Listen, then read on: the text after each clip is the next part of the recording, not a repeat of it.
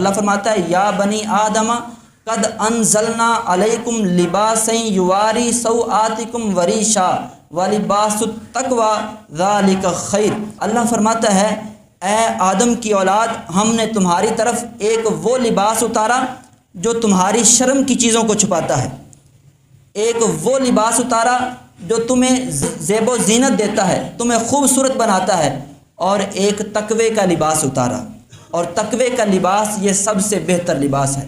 ہمارے لیے آسمان سے 3 لباس نازل کیے ہیں، ان 3 لباسوں میں سے 2 لباس ان کا تعلق جسم سے ہے اور ایک کا تعلق انسان کی روح سے ہے۔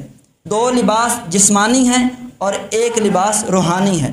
روحانی لباس یہ تقوی کا لباس ہے جس کے اندر ایمان بھی ہے، حیا بھی ہے، پرہیزگاری بھی ہے، اور جو 2 جسمانی لباس ہیں، ایک وہ لباس جس سے ہم جو ممنوع اعضاء ہیں، جن اعضاء کو چھپانا فرض ہے، وہ اعضاء چھپاتے ہیں، اور ایک لباس وہ ہے جو ہمیں خوبصورت بناتا ہے۔